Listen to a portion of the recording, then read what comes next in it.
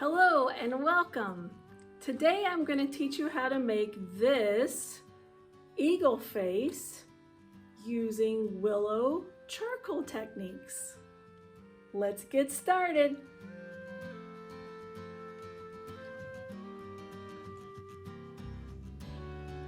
I have the newspaper laid down underneath of everything like we learned last month to catch all the messy charcoal dust. And I have the other half of my charcoal stick from last time. And if you want to know more about this charcoal stick, just watch the video for the charcoal driftwood. The driftwood project will tell you a bit more.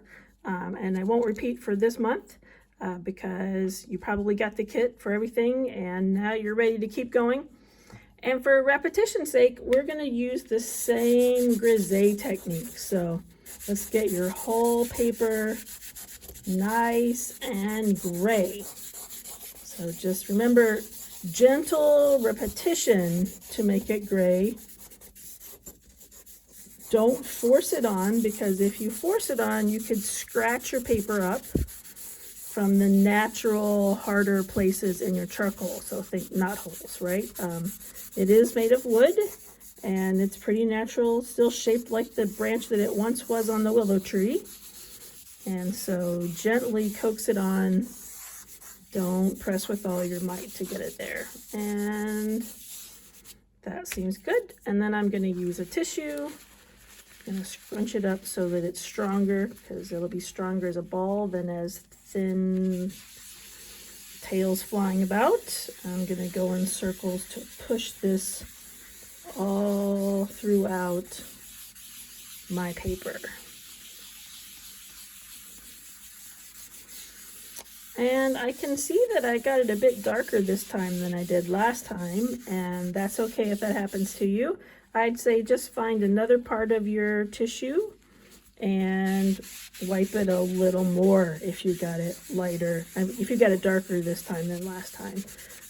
It's probably better to get too dark than too light, because now I have a nice, even, smooth gray on this drawing paper. This 8x10 size drawing paper, and that'll be better to have that smoother look than if you only put a little bit on. It'll keep that kind of mottled appearance like an old TV set that's got static on it. So this was a little bit better to keep wiping it off than to have it not be dark enough to start with.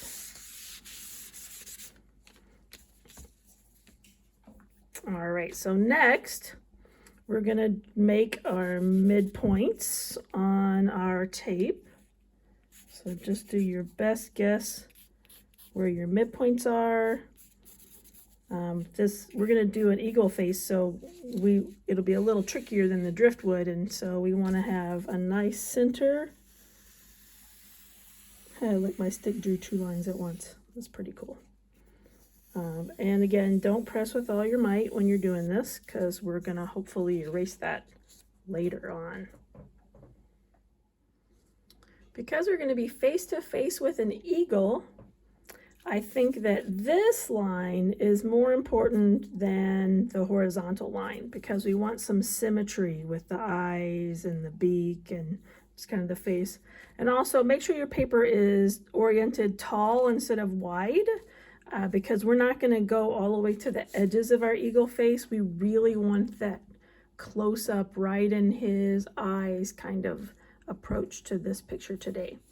All right, so first off, right above the middle, we're going to put a frowny face, or if you're an extremely optimistic, positive person, we will call that a rainbow to keep that from sounding negative with a frowny face.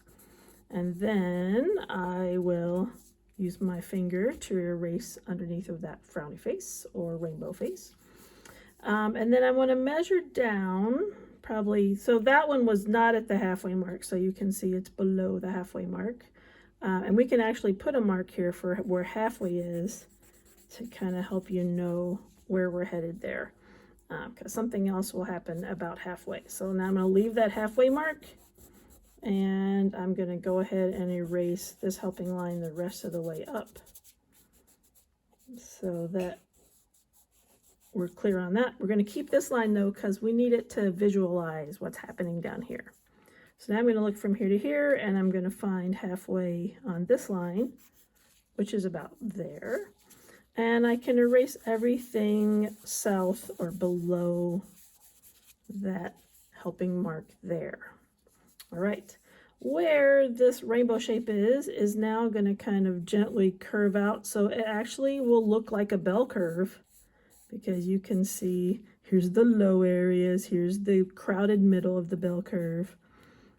So we need that kind of shape.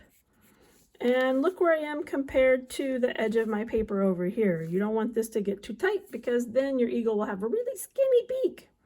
And he can't eat all his delicious foods with a really skinny beak. He needs that nice big hooked beak. So we've got that predatory beak.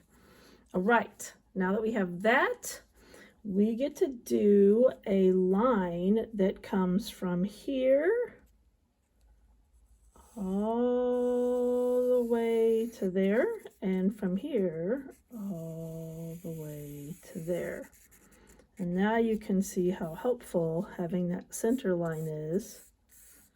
So we get that tall, skinny shield, and then you can erase inside that tall, skinny shield. So I was trying for symmetrical. I didn't quite get it, but I feel like this is close enough. So you decide what your level of good enough is. Don't make yourself crazy.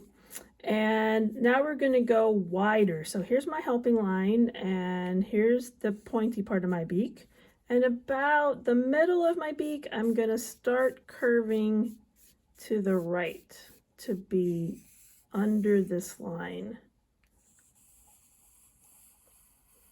There are just certain things, I can't help it, that remind me of all the fun math classes that I enjoyed in high school and college. How a line can get infinitely close to the x-axis without touching it. And that's kind of that feel that we need right there, where it's more vertical and then it gradually turns horizontal and doesn't cross that line just yet. So we've got that there. And then we can slightly come across this line. So it's not true to our math, because we are going to slightly come across that line now. And then we're going to erase the helping line here. So notice I haven't erased this kind of tall shield kind of thing, because that still needs to be there. But I think it's safe for us to get rid of this helping line the rest of the way. So we'll get rid of that.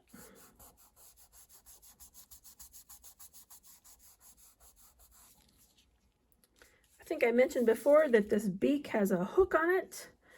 So now we're going to add to our bell curve by coming out like little shoulders. And it's going to go down and tuck right onto that curve. So we've got our little shoulders. And you notice I'm being careful not to lay my hand on this, because if I did, it would erase what I have so far. So trying for symmetry, you know how hard that can be. So really, close enough counts.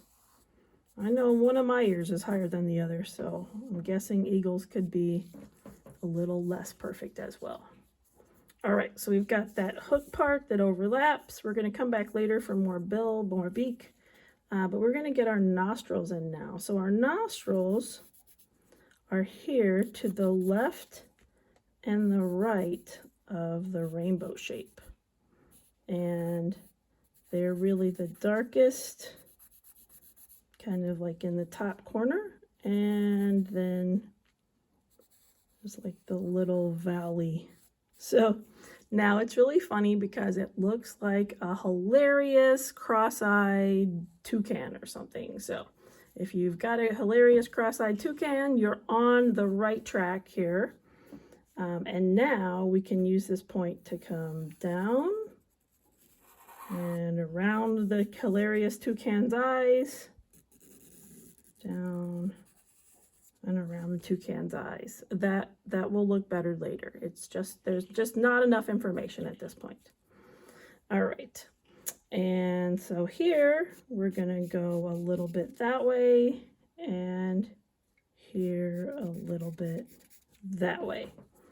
All right, we want to go to just below these corners. So just below the corners, we know where we're headed, so we can get there.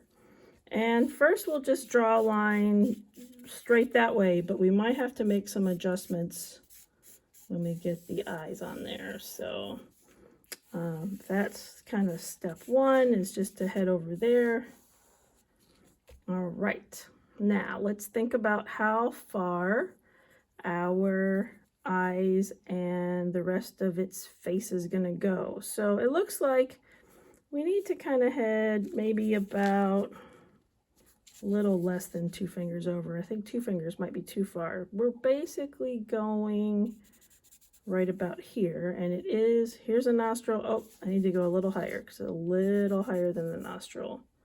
And so it's about that far away there and about that far away there. So, okay, that is really more about the mouth than it is the eyes, but that's a helpful mark to have there. Let's do the eyes first. So eagle eyes, very intense, very intense. And instead of drawing the outside first and trying to fit everything on the inside, it makes sense to start with the inside first and overlap or come around the outside of the insides to get the eyes large enough. So this is an extremely close up. This is not actual life-size eagle. And we want to think about the eagle having 3 main parts to his eyes. It has a pupil. It has, that might be a little large, let's see. It has an iris, or the colored part of the eye. And it has a tear duct, or the dark skin part that goes around the eye. So that's the 3 main parts that we need. Pupil,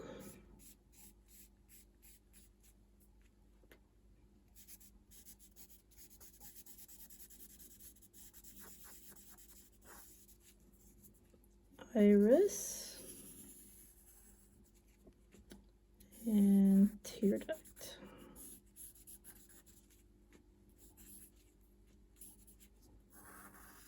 And the black skin that goes around the eye.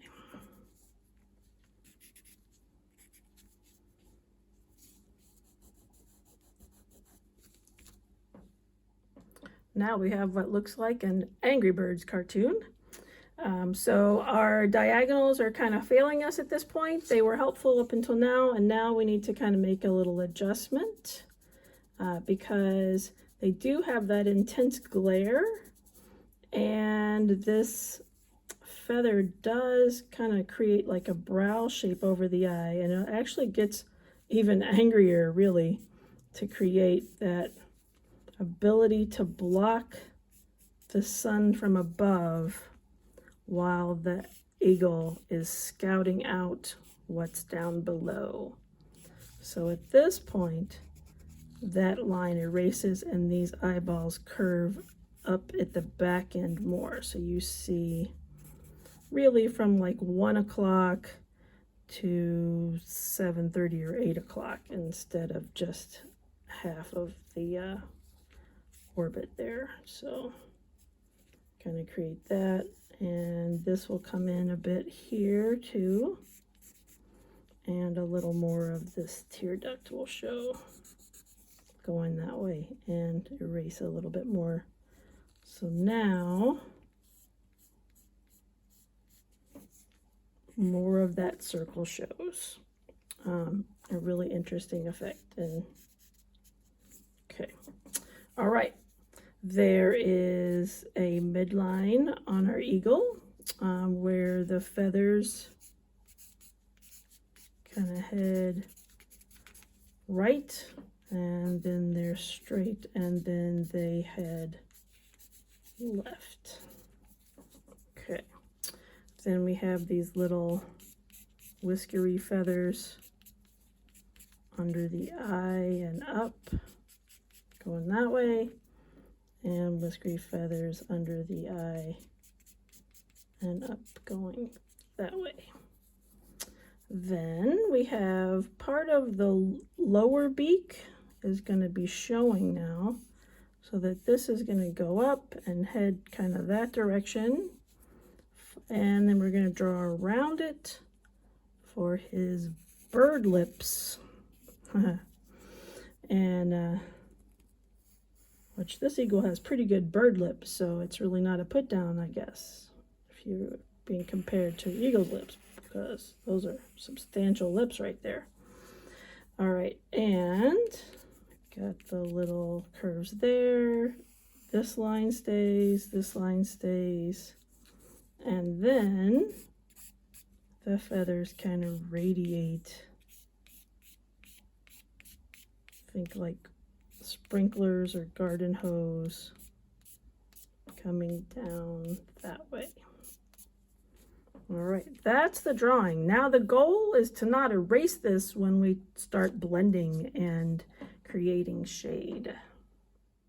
So as I create shade, I want to get color in certain places. So you can see I'm going to color it darker, kind of right up here underneath of this point. And I might accentuate that point a bit more. And I'm going to do a curvy shade underneath of that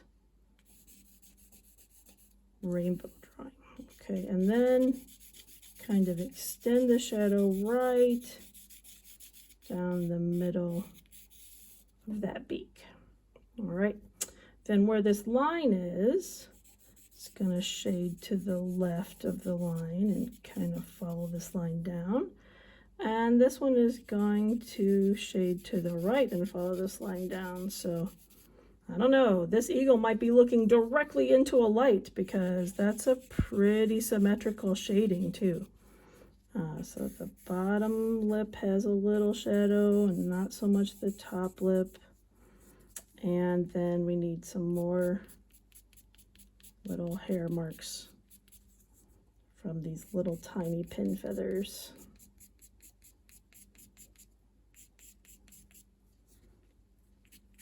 And we got a row coming up there. There is some feathers sticking out from in between those little lines. Okay. I'm going to turn all of these, I drew them for direction, but I'm going to turn all of them into V's so that it represents overlapping of feathers. So it's kind of the negative space. It's drawing between the feathers instead of the feathers themselves.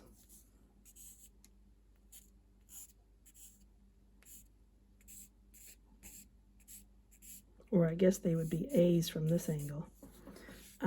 And then in this direction, yeah, we're going to turn them into kind of the same idea, only this one, the light is hitting the tops of the feathers, so these are the actual feathers. So it's funny because I'm drawing the same shape, but this represents in between the feathers and this represents the feathers themselves.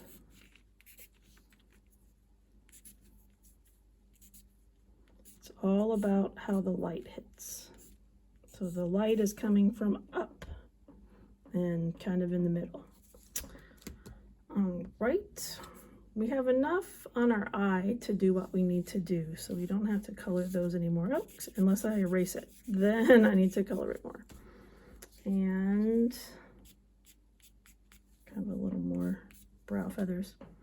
All right, that seems to be all the places that the dark color needs to go. I'm going to go a little darker next to this mouth, because I want to break up the space. Oh, yes, and I would like to create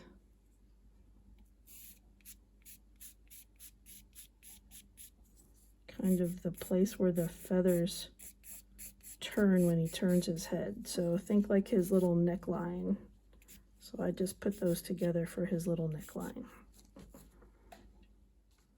So that's where the color goes. And now for careful blending, because you know, I have to draw it back if I erase it too much like that. Oh no, I erased erased it too much, so then you just draw it back when that happens.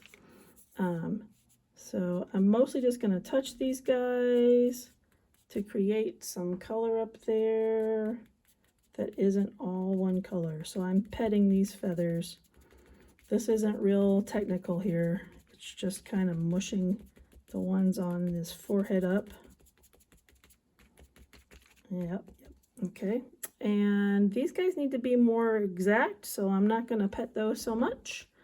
But I'm going to pet these guys a little bit on the side.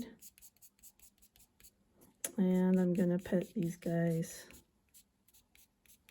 on the bottom.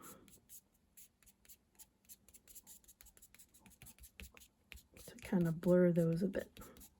And more is going to happen with erasing there. Okay, so now my finger, or my glove in this case, is pretty messy, which is great. That's why I went in that order, because I want to have them kind of messy so that I can soften this shadow here on this pointy part and soften this shadow on the beak. And look how I'm kind of copying that rainbow shape until I get almost to the tip, and then I'm just going to go up and down.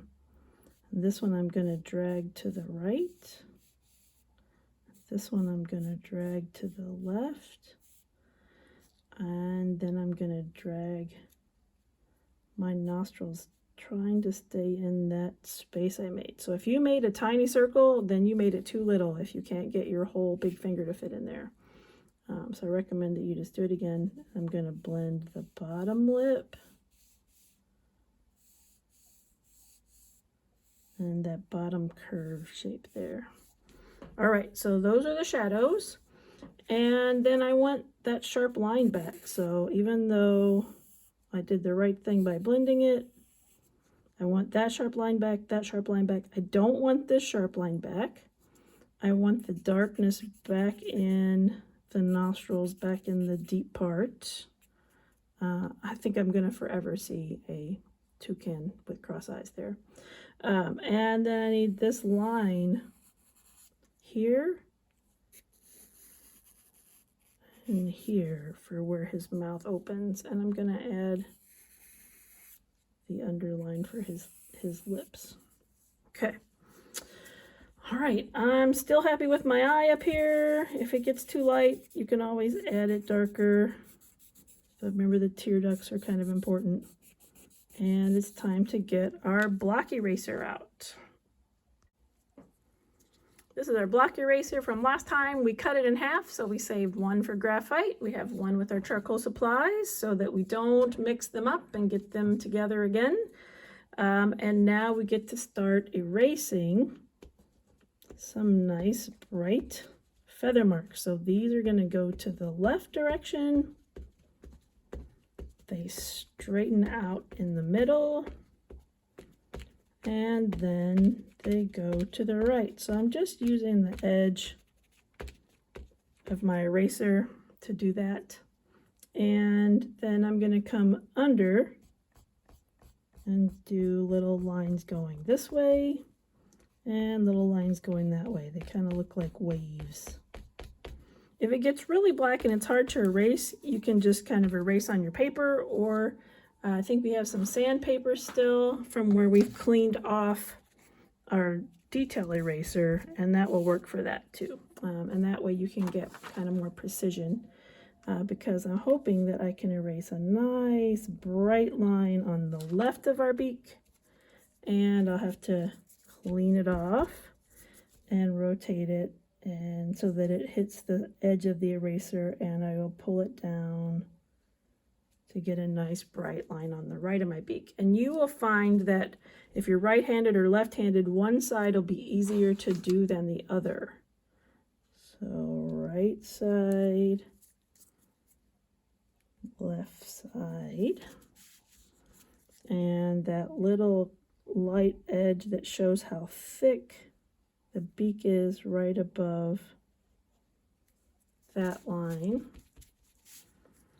And now we'll pull some feathers down for his chest. they're more straight in the middle, they go to the right on the right. I'm right-handed, so the right side is easier to do. So you can decide if you want to be crazy and use your left hand. It might be easier than doing it with your right hand, but you know yourself. So you could always just tilt your paper too to get over there. And I want to get that tip back on my nose, my beak here. So I'm just going to gently draw that back, but I don't want a thick black line because the tip of the beak really is in a bright light there. So let me get my precision eraser back, and got a precision eraser. And remember, don't stick it all the way out because then it'll just break on you. So you want to have it kind of short so that you have some pressure that you can put on it and it'll stay where you put it. And I'm going to clean it off on my sandpaper. And then I can do some more precision work on my eyes. So I'm going to come around the iris. I'm not going to go all the way to the inside. I'm staying out on this edge and on this edge. And I'm finding my eraser is wiggling quite a lot, so you might be able to get a better line with the broken edge of this one. No, they're both about the same. All right, and then I got to reapply that eyeliner for the dark skin there. And I want to create a bright edge on the top of my nostrils.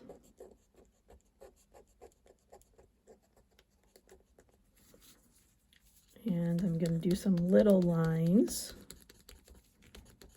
where his little face whiskers are.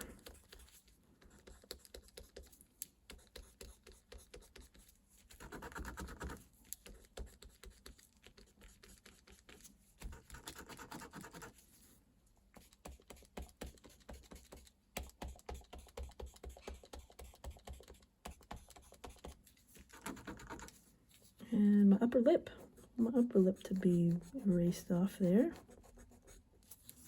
If you don't have a retractable eraser, just a pencil eraser would also work. So, you know, even the kind that you stick on a pencil. As a matter of fact, let me try that to see how. Okay, so here's an old school approach. We've got this eraser that goes on your pencil.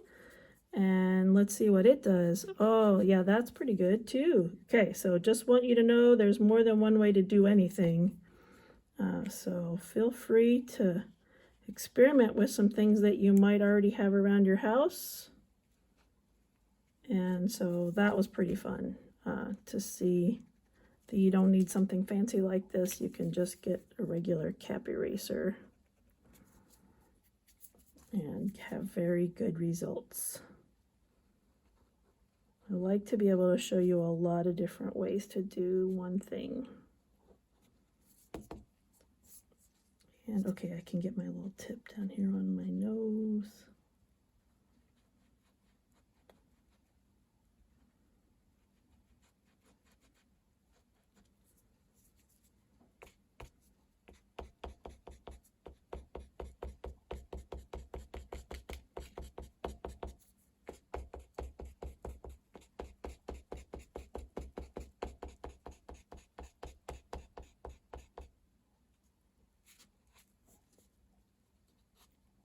Couldn't help myself. I had to get that lip back in there. I just like seeing that contrast. Even though it looked shady, it seemed like it should be shady there. I'm glad to have it not be shady. Put a few more striations in his little nose.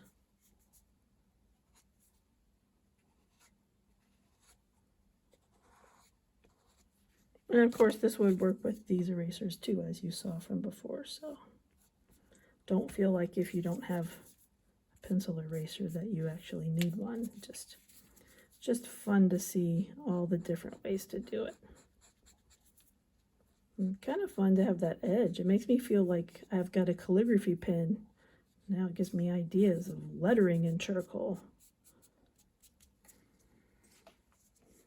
Oh, you know what? I want these feathers that overlap the eye to be very bright.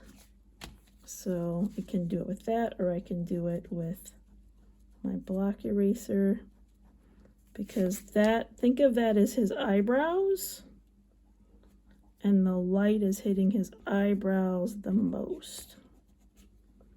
Yeah.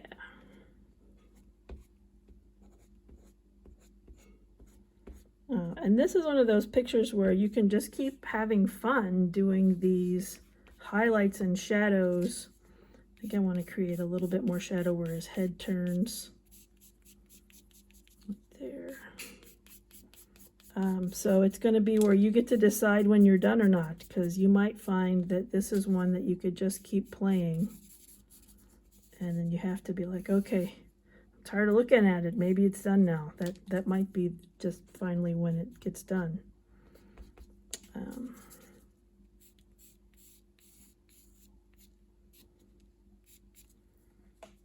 All right, so that seems finished. And now we can hairspray it. Now we get to spray it with the hairspray. We're outside, even though hairspray is pretty safe. And so you're just gonna go across from about this far apart and up and down and around the edges, and then let it dry flat. You'll find that your artwork will dry quicker than your tape. So as soon as your artwork has no puddles or gleam to it from moisture, then it's all right to remove your tape, and remember to pull away from your image, low and at a right angle. Once it's dry and the tape is removed, you can go ahead and sign your picture, and it's okay to put Sharpie marker on top of signed charcoal because nothing bad will happen. Ta-da!